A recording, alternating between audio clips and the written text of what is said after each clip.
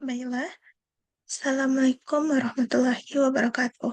Perkenalkan, saya Rahma Syarifah dengan NIM 23002040 dari sesi 121. Di sini saya akan menjelaskan review buku eh, pada mata kuliah manajemen satuan pendidikan, di mana judul bukunya itu eh, seperti yang terlampir yaitu adalah teori dan aplikasi manajemen pendidikan. Berikut adalah identitas bukunya.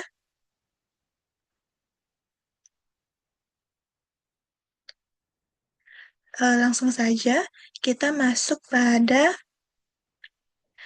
uh, materi yang pertama, yaitu berkaitan dengan konsep dasar dari manajemen pendidikan. Di mana konsep dasar manajemen pendidikan ini, manajemen sendiri berasal dari bahasa Latin yaitu manus yang berarti tangan dan agere yang berarti melakukan. Secara umum, manajemen dipahami sebagai pengguna sumber daya secara efektif untuk mencapai tujuan yang telah ditetapkan.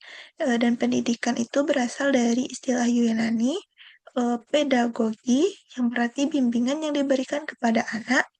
Dan pendidikan juga merupakan proses pengubahan sikap yang dan juga perilaku seseorang melalui kegiatan pengajaran dan latihan.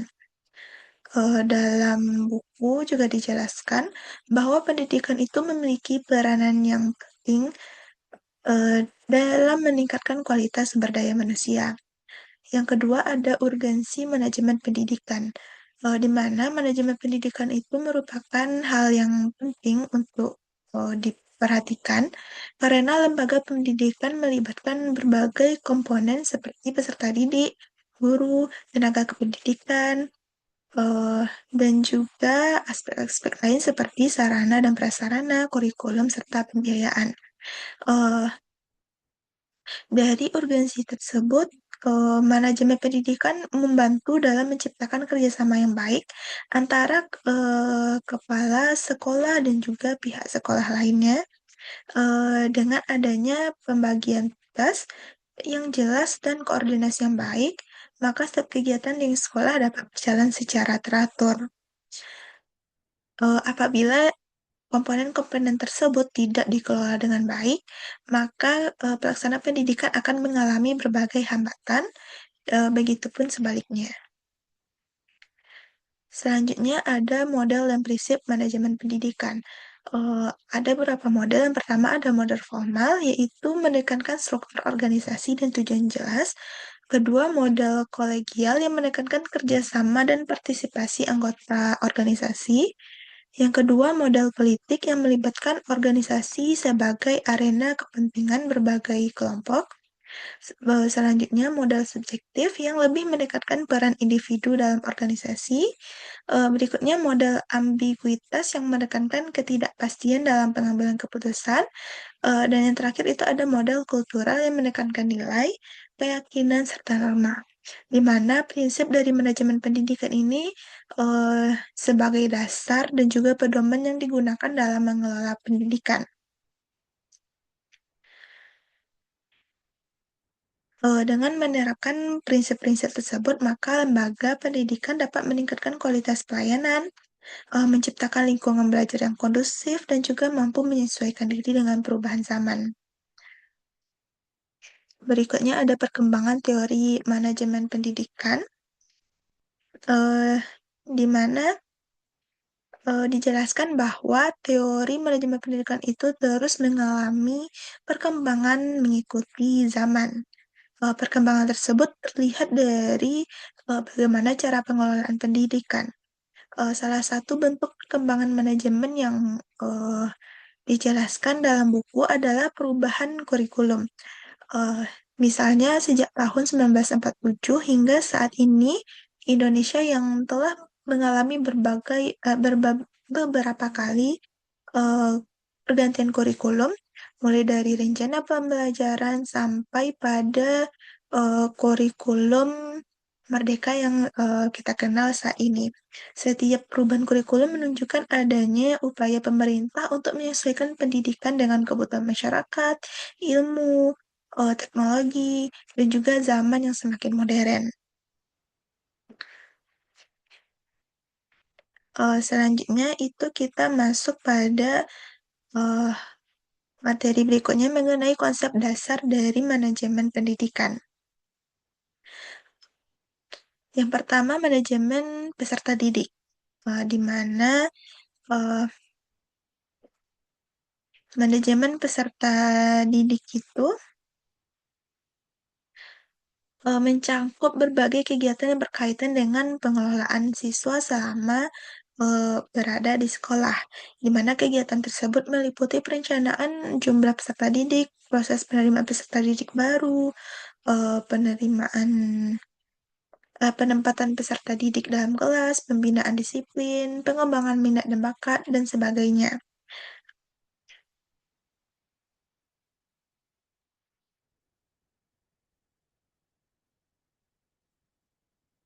Lalu berikutnya ada manajemen guru, di mana manajemen guru ini eh, dilakukan melalui berbagai kegiatan, mulai dari perencanaan kebutuhan guru, proses rekrutmen, penempatan sesuai dengan bidang keahliannya, pembinaan, pengembangan kompetensi, penilaian kinerja, hingga pada pemberian penghargaan dan peningkatan kesejahteraan.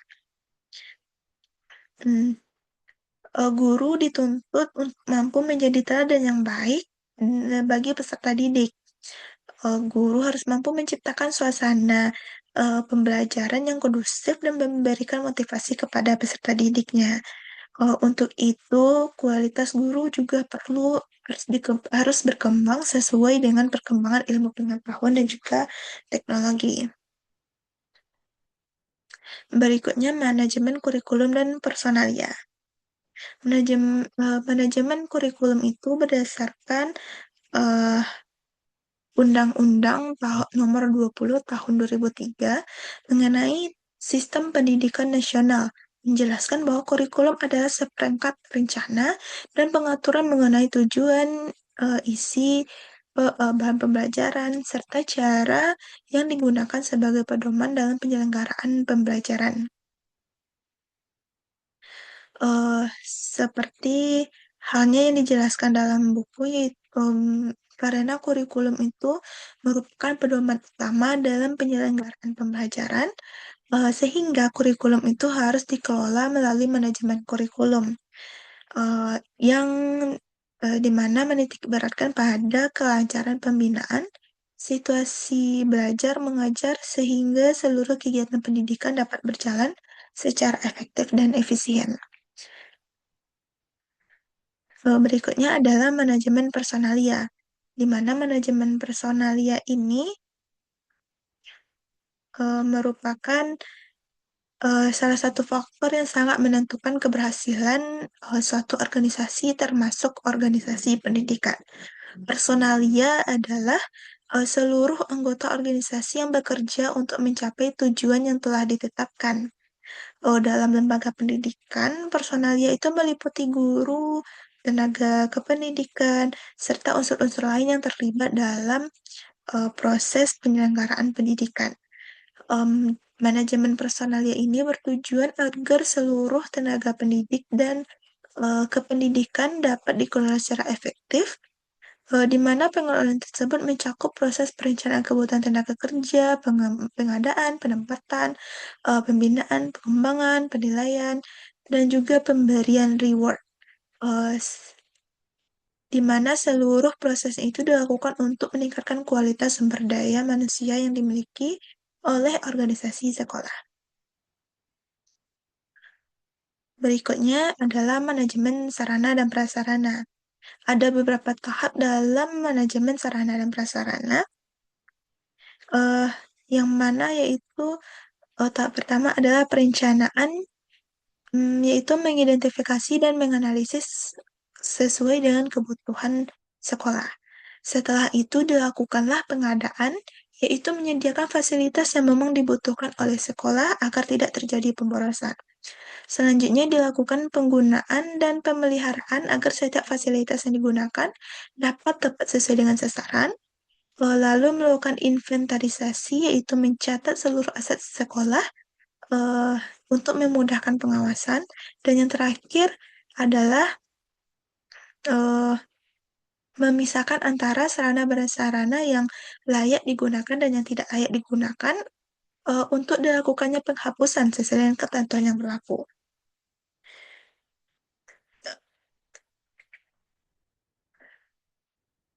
Berikutnya ada manajemen tata usaha dan hubungan masyarakat. Hubungan masyarakat merupakan upaya sekolah dalam membangun komunikasi, kerjasama, dan hubungan yang baik dengan orang tua dan peserta didik. Eh, di mana mereka memiliki kepentingan terhadap kependidikan dan penyelenggaraan pendidikan. Melalui hubungan masyarakat ini, maka sekolah perlu eh, mendapatkan dukungan dan kepercayaan serta partisipasi masyarakat dalam penyelenggaraan pendidikan.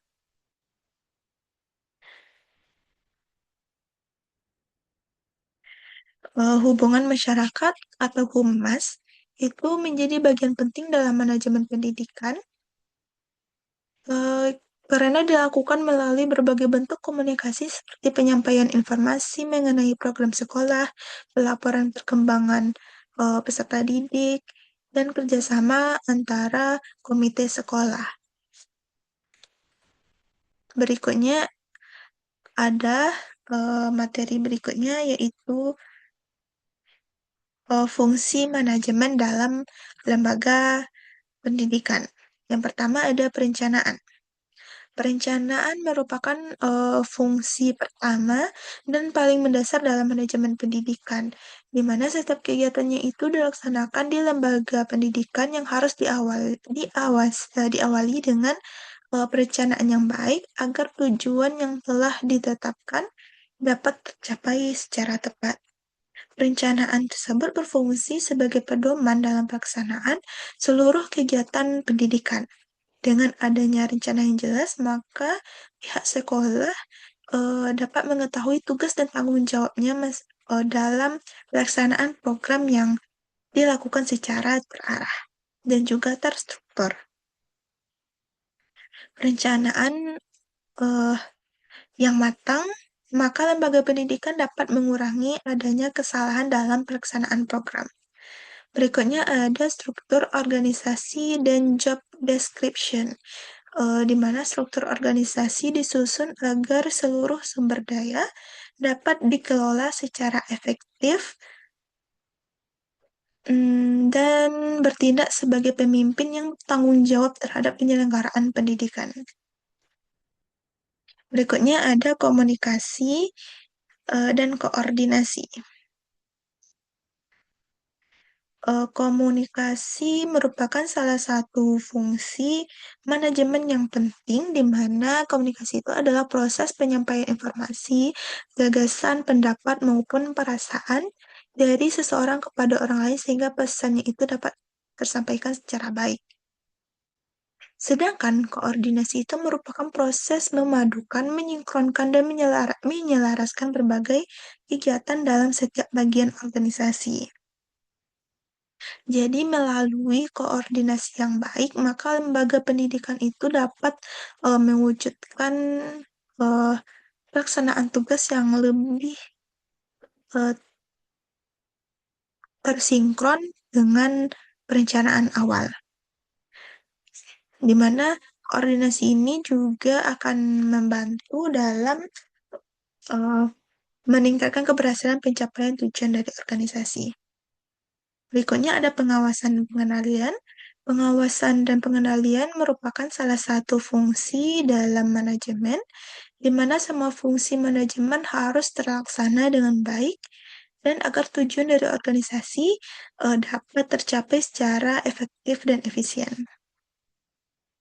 Berikutnya ada pengambilan keputusan dan pemecahan masalah.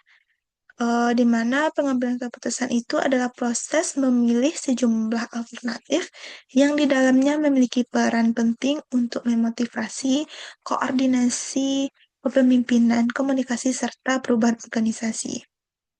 Sedangkan pemecahan masalah itu eh, adalah suatu peninjauan dan pengenalan serta upaya meminimalkan perbedaan antara keadaan sekarang dan keadaan yang masa datang.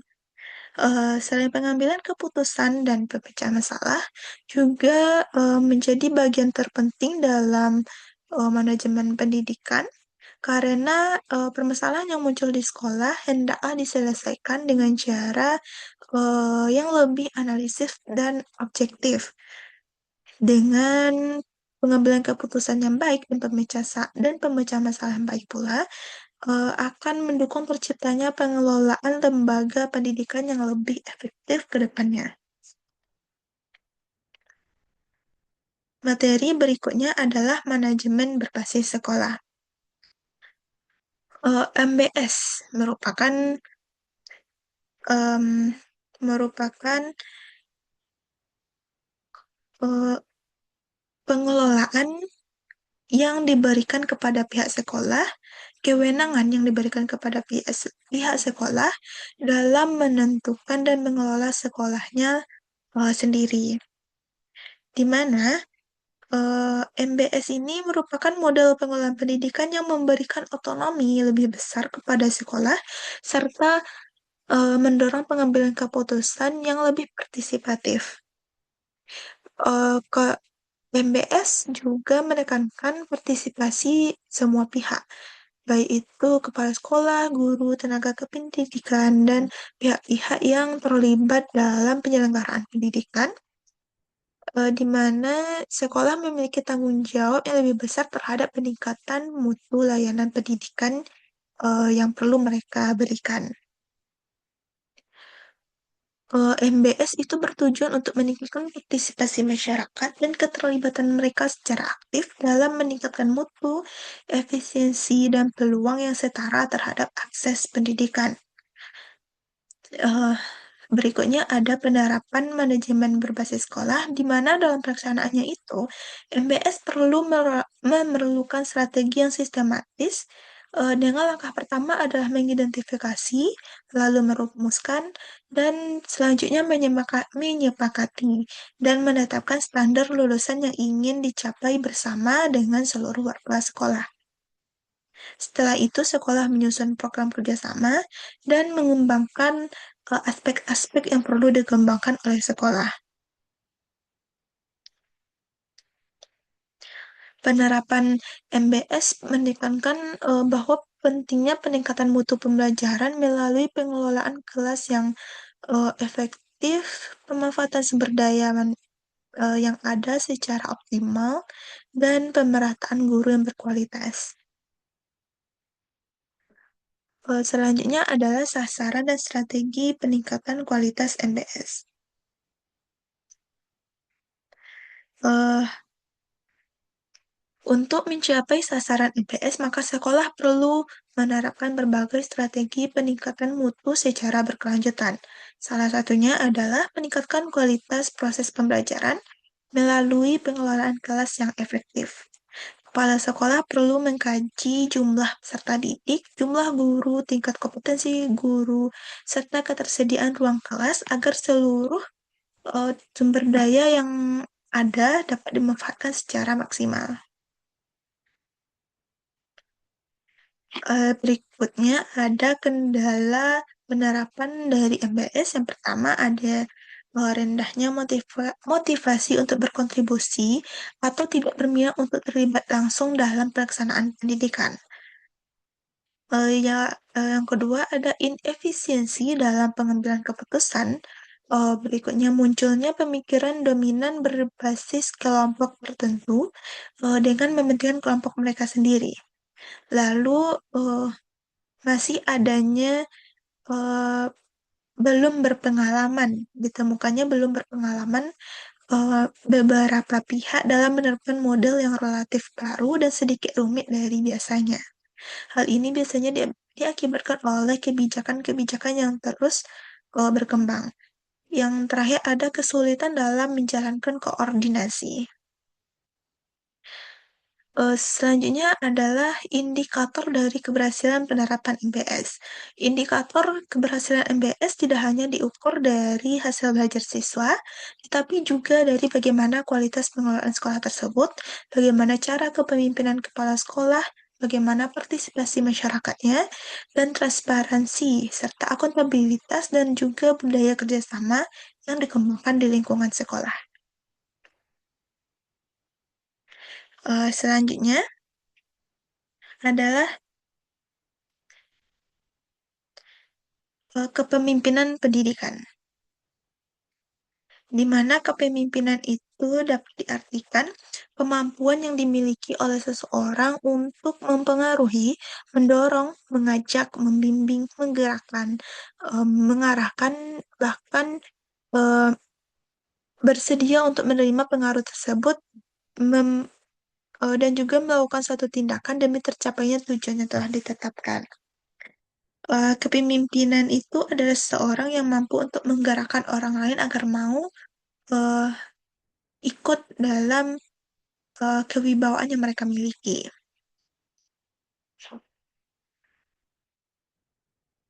Yang kedua ada fungsi dari kepemimpinan pendidikan.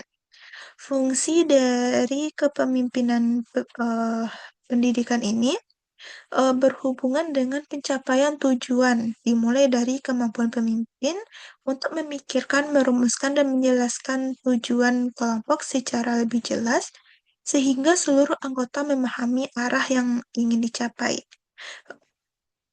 Fungsi kepemimpinan yang berhubungan dengan pencapaian tujuan dimulai dari kemampuan kepemimpinan itu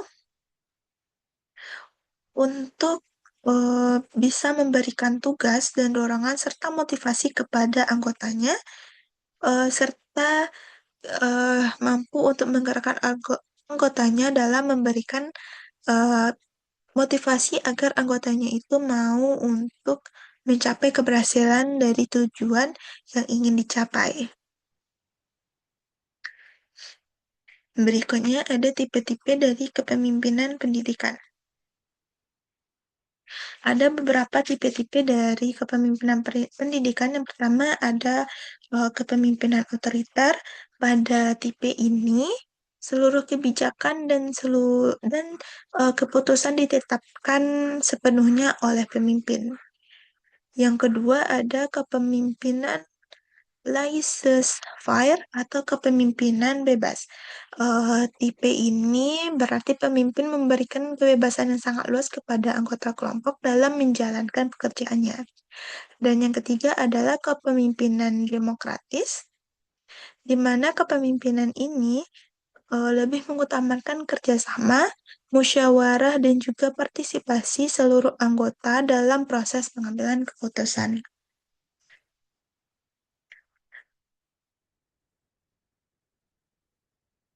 Selanjutnya adalah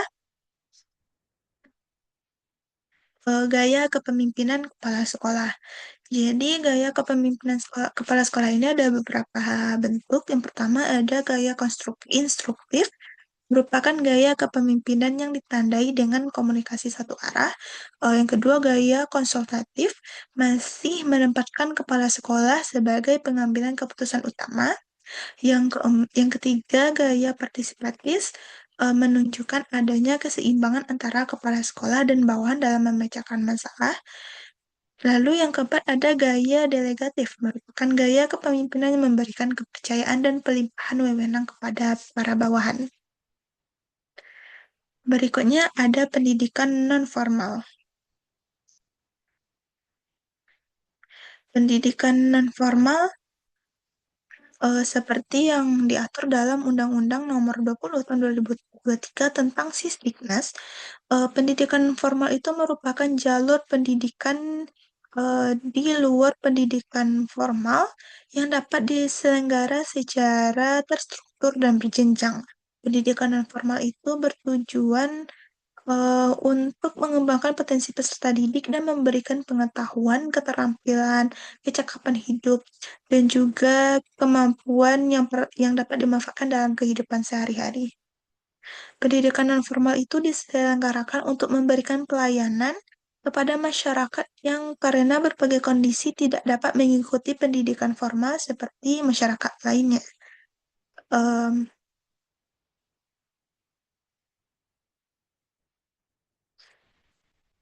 yang kedua ada prinsip manajemen pendidikan formal, yaitu prinsip pertama adalah berorientasi pada kebutuhan masyarakat. Prinsip kedua adalah fleksibilitas. Yang ketiga, partisipasi masyarakat. Yang keempat, efektivitas dan efisiensi. Yang kelima, eh, berkelanjutan. Berikutnya, konsep manajemen pendidikan non formal, di mana manajemen pendidikan non formal adalah suatu pengelolaan yang didasarkan pada prinsip dasar lembaga pendidikan non formal. Di dalamnya terdapat proses kerjasama melalui orang lain atau sumber daya lainnya dengan suatu tatanan dan pola hubungan antar individu ataupun organisasi yang saling berkaitan. Berikutnya ada konsep program pendidikan non formal. Konsep penyelenggaraan pendidikan non formal berarti setiap orang adalah guru dan siswa, serta setiap tempat merupakan sekolah. Hal ini menegaskan bahwa proses belajar tidak hanya berlangsung di sekolah, tetapi juga bisa dilakukan di mana saja. Berikutnya adalah manajemen pendidikan madrasah. Madrasah merupakan lembaga pendidikan Islam yang terus mengalami perkembangan sesuai dengan kebutuhan masyarakat. Madrasah dituntut untuk mampu menghasilkan lulusan yang memiliki kompetensi akademik sekaligus karakter religius. Madrasah merupakan lembaga pendidikan yang menjadi tempat peserta didik dalam memperoleh ilmu pengetahuan, pembinaan akhlak, dan juga pendidikan keagamaan secara terstruktur.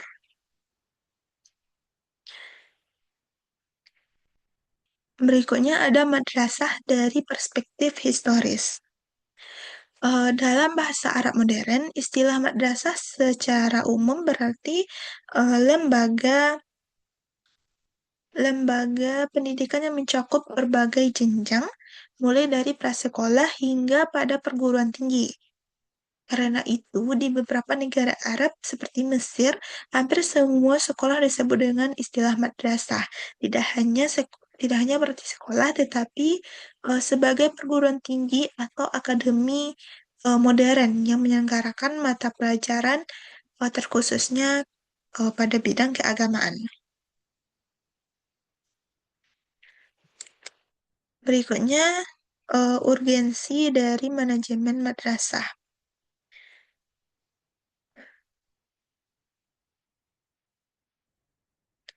Urgensi manajemen madrasah terletak pada kemampuannya dalam mengelola seluruh sumber daya secara efektif dan efisien agar tujuan pendidikan dapat tercapai. Melalui penerapan manajemen yang baik, maka madrasah akan mampu meningkatkan kualitas layanan pendidikan dan menghasilkan lulusan yang unggul, serta bisa menyesuaikan dengan tuntutan global yang terus mengalami perkembangan.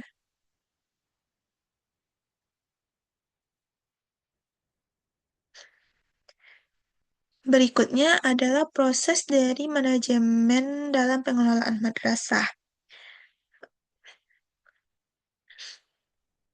Eh, yang pertama itu adalah proses perencanaan. Yang kedua ada pengorganisasian, lalu kepemimpinan atau pelaksanaan, dan pengawasan serta pengendalian. Di mana setiap tahap-tahapan tersebut dalam pengelolaan madrasah perlu melakukan rangkaian fungsi yang saling berhubungan dan tidak dapat dipisahkan satu sama lain, di mana perencanaan memberikan arah, pengorganisasian mengatur sumber daya, kepemimpinan menggerakkan seluruh personalnya, sedangkan pengawasan memastikan semua kegiatan berjalan sesuai dengan tujuan dan rencana awal. Berikutnya adalah prinsip-prinsip dari manajemen pendidikan di madrasah, merupakan perpaduan antara teori manajemen modern dengan ajaran Islam. Salah satunya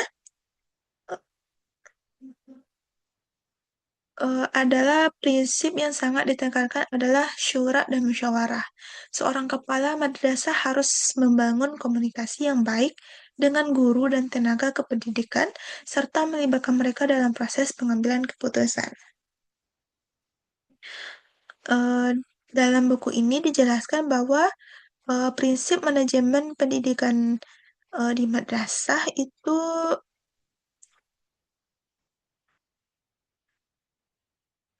harus sama-sama bisa menciptakan suasana kerja yang demokratis dan eh, dapat memiliki rasa saling eh, bekerja sama terhadap lembaga.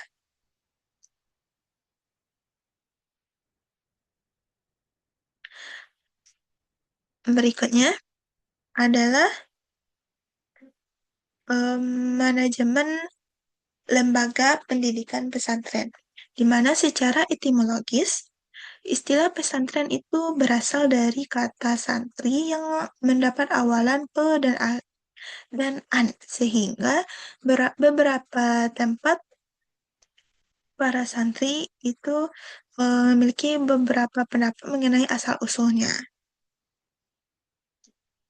Menurut Ziemek juga menjelaskan bahwa kata pesantren berasal dari gabungan kata san dan yang berarti manusia baik dan tra yang berarti suka menolong.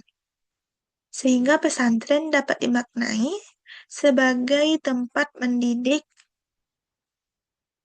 manusia menjadi pribadi yang lebih baik.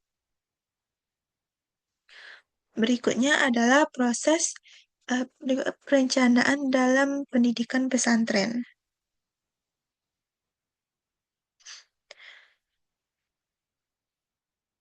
Perencanaan dalam pendidikan pesantren itu berarti merencanakan segala sesuatu terlebih dahulu sebelum sesuatu kegiatan dilaksanakan. Perencanaan yang baik harus tetap berpedoman pada konstitusi atau pada peraturan yang berlaku serta disusun sesuai dengan kebutuhan yang diperlukan. Dalam perencanaan memberikan eh, banyak manfaat sehingga pesantren dapat memperoleh dan juga mengelola sumber daya yang diperlukan untuk mencapai tujuan dari yang telah ditetapkan.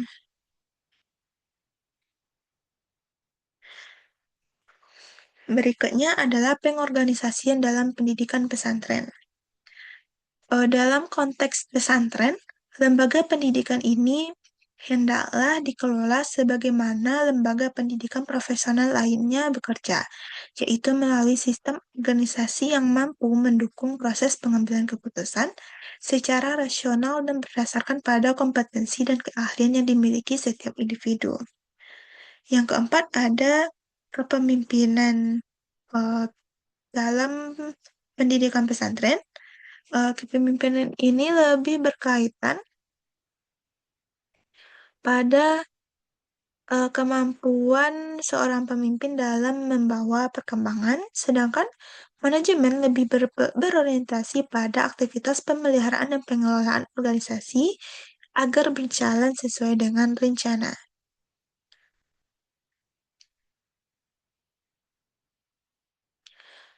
Dalam lembaga pendidikan pesantren, keberhasilan kepemimpinan sangat dipengaruhi oleh tingkat penerimaan para anggota terhadap arahan pemimpin.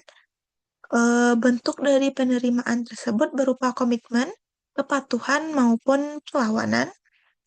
Namun, pada pesantren perlawanan itu sangat jarang ditemukan karena kuatnya pengaruh seorang kiai atau syekh sebagai pemimpin utamanya.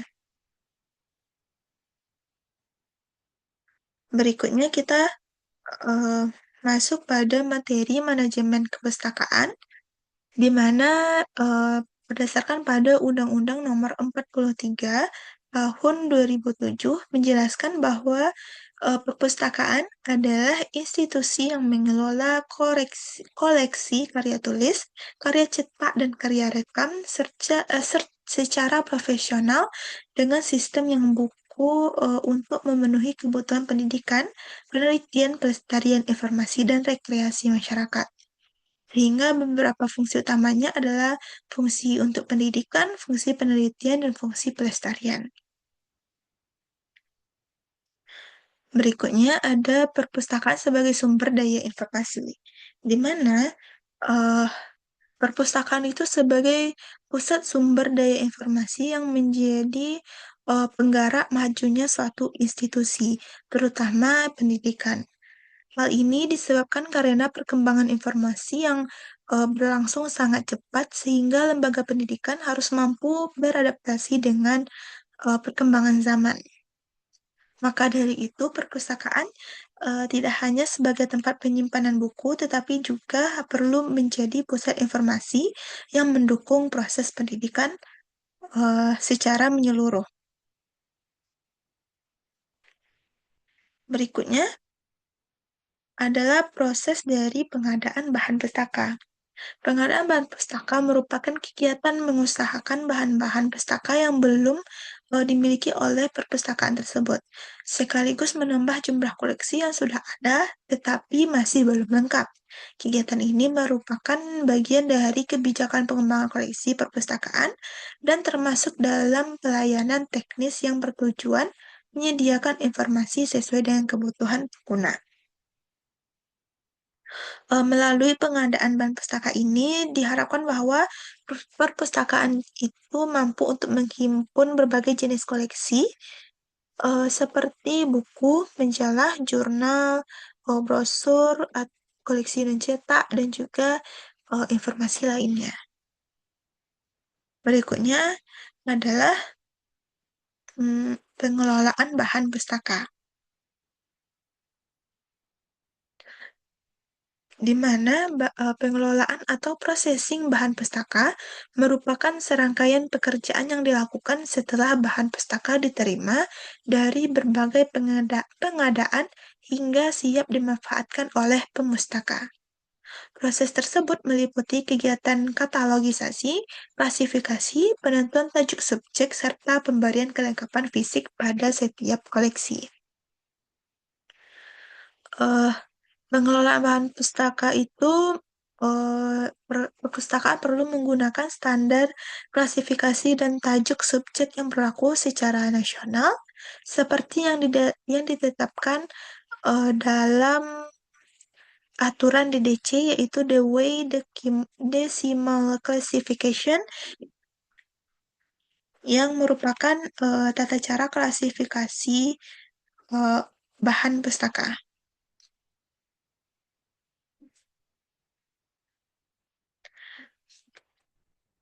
Dan yang terakhir yaitu adalah materi mengenai manajemen pendidikan di era globalisasi. Eh, Globalisasi merupakan suatu proses ketika individu, kelompok maupun negara saling berinteraksi, saling bergantung, bertukar informasi, teknologi, dan bekerja sama dalam berbagai bidang kehidupan. Eh, Kata globalisasi berasal dari kata global yang berarti universal, sehingga globalisasi berupaya membentuk suatu sistem dunia yang semakin homogen dan heterogen. Sedangkan globalisasi pendidikan yaitu penyelenggaraan pendidikan yang melampaui batas-batas negara melalui kerjasama internasional, pembukaan cabang lembaga pendidikan di negara lain, dan juga pemanfaatan teknologi informasi. Berikutnya, ada pendidikan wawasan globalisasi. Berarti, menyusun kurikulum yang bersifat interdisipliner dan transdisipliner, sehingga peserta didik tidak hanya mempelajari satu bidang ilmu, tetapi juga mampu untuk memahami disiplin ilmu lainnya, serta mampu untuk memecahkan suatu permasalahan kehidupan. Lalu yang terakhir adalah globalisasi dan manajemen pendidikan. Jadi, manajemen pendidikan memiliki peran yang sangat penting dalam menghadapi globalisasi, di mana pengelolaan pendidikan harus mampu menyesuaikan diri dengan perkembangan ilmu pengetahuan, teknologi, kebutuhan masyarakat, dan juga perubahan dari dunia kerja. Sehingga manajemen pendidikan itu masuk tidak lagi hanya berorientasi pada pengelolaan administrasi, tetapi juga perlu mampu dalam menyesuaikan strategi pengembangan mutu pendidikan dan sumber daya manusia, serta mampu untuk memanfaatkan teknologi informasi secara menyeluruh dalam proses pendidikan. Maka dapat disimpulkan bahwa manajemen pendidikan merupakan faktor penting dalam mendukung keberhasilan penyelenggaraan satuan pendidikan, baik di sekolah, madrasah, pesantren, dan juga lembaga pendidikan non-formal, maupun perpustakaan. Melalui fungsi perencanaan, pengorganisasian, pelaksanaan, dan pengawasan yang dilakukan secara efektif, setiap satuan pendidikan dapat mengelola sumber daya secara optimal untuk mencapai tujuan pendidikan. Terutama di era globalisasi, satuan pendidikan juga dituntut untuk mampu beradaptasi dengan perkembangan ilmu, pengetahuan, dan juga teknologi. Baik, sekian yang dapat saya jelaskan eh, terhadap review buku saya. Saya akhiri dengan Assalamualaikum warahmatullahi wabarakatuh.